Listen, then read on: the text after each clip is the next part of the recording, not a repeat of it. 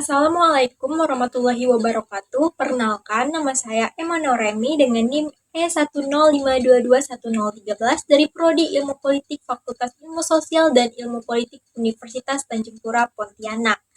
Jadi di sini saya akan mempresentasikan hasil rangkuman saya dari buku Sosiologi Politik bab 4 mengenai partai politik, kelompok kepentingan, dan partisipasi politik publik. Tugas ini dibuat untuk memenuhi tugas UAS Sosiologi Politik dengan dosen pengampu Bapak Firdaus SIP MSOS. Selamat menyaksikan. 4. Partai politik, kelompok kepentingan, dan partisipasi politik publik. Slide selanjutnya. Partai politik sebagai suatu organisasi yang berorientasi pada representation of ideas secara ideal dimaksudkan untuk mewakili kepentingan warga, memberikan jalan kompromi bagi pendapat yang saling bersaing, serta menyediakan ruang bagi suksesi kepemimpinan politik secara damai dan legitim. Ada 3 teori yang menjelaskan asal-usul partai politik. Yang pertama, itu teori kelembagaan.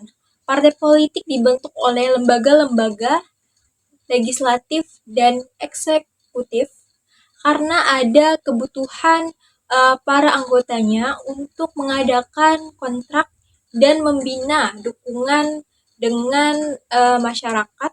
Oleh karena itu, dibuatlah wadah yang mampu menampung aspirasi warga, masyarakat yang kemudian dikenal dengan istilah partai politik.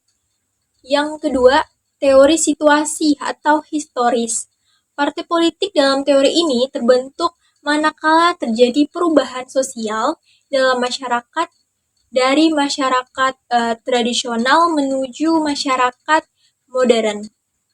Yang ketiga, teori developmentalisme, kemajuan teknologi, perluasan peningkatan pendidikan, industrialisasi, kompleksitas birokrasi, urbanisasi, dan lain-lain akan melahirkan kebutuhan akan suatu organisasi politik yang mampu memadukan berbagai kebutuhan serta aspirasi masyarakat atas kemajuan pembangunan itu sendiri. Kelompok kepentingan dan kelompok penekan.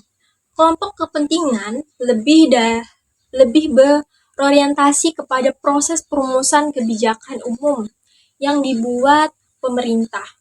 Kelompok penekan secara sengaja mengelompokkan diri untuk suatu tujuan khusus. Setelah itu bubar dan secara khusus atau menekankan pemerintah untuk menyetujui tuntutan mereka. Gabriel Almond dan Bingham Powell 1978 membedakan kelompok kepentingan menjadi 4 tipe, yaitu pertama anomik, kedua kelompok non-asosiasional, ketiga kelompok institusional, dan 4 kelompok asosional. Partisipasi politik publik dalam perspektif politik. Setidaknya menurut Samuel Huntington dan John Nelson 1994, partisipasi publik merupakan ciri khas modernisasi politik. Di sini, kemajuan demokrasi dapat dilihat sampai seberapa besar partisipasi politik publik disertakan. Partisipasi politik adalah suatu pemberdayaan sekaligus sikap responsif terhadap aspirasi politik masyarakat. Kegiatan warga negara pada dasarnya dibagi 2, yaitu mempengaruhi isi kebijakan umum. Yang kedua, ikut menentukan pembuatan dan pelaksanaan keputusan politik. Partisipasi sebagai kegiatan dapat dibedakan menjadi pertama, partisipasi aktif. Kegiatan mengajukan usul mengenai suatu kebijakan, mengajukan alternatif kebijakan umum yang berlainan dengan kebijakan yang dibuat pemerintah, dan lain-lain sebagainya. Partisipasi aktif merupakan kegiatan yang berorientasi pada input atau output politik. Dan yang kedua itu adalah partisipasi pasif. Partisipasi pasif dapat berupa kegiatan yang menaati kepemerintahan, menerima dan melaksanakan saja setiap keputusan pemerintah. Partisipasi pasif merupakan kegiatan yang berorientasi pada proses output. Memahami siapa itu publik. Nah, sejarah perkembangannya, pengertian klasik dari kata publik dalam bahasa Inggris muncul dari dua sumber yang berasal dari bahasa Yunani, hubes, yang berarti kedewasaan, baik kedewasaan fisik, emosional, maupun intelektual.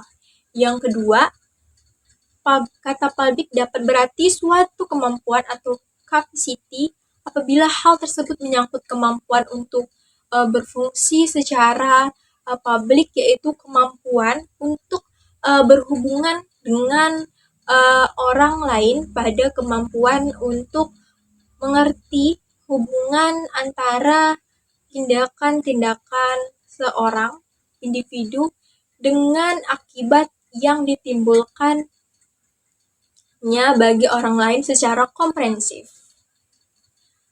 Partisipasi publik dapat terjadi bila ada demokrasi. Selama ini, partisipasi publik sulit terrealisir karena pemerintah daerah seringkali lebih dipengaruhi oleh kepentingan pembangunan industri dan pelobi bisnis. Istilah partisipasi publik kini juga berarti keterkaitan atau assessment publik secara aktif dan disengaja, tidak hanya dalam proses pemilihan umum, tetapi juga dalam pembuatan keputusan, kebijakan publik, atau dalam penyusunan arahan strategis lainnya.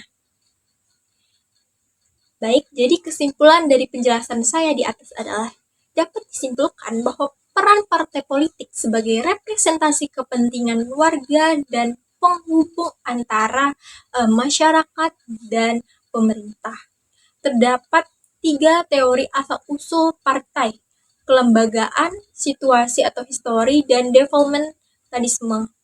Kelompok kepentingan berfokus pada kebijakan publik, sedangkan kelompok penekan bertindak untuk tujuan tertentu. Partisipasi politik publik mencerminkan kemajuan demokrasi, dibedakan menjadi partisipasi aktif dan pasif. Terakhir, pemahaman tentang publik menunjukkan pentingnya keterlibatan masyarakat dalam proses politik untuk mencapai keputusan yang lebih baik dan responsif terhadap kebutuhan mereka.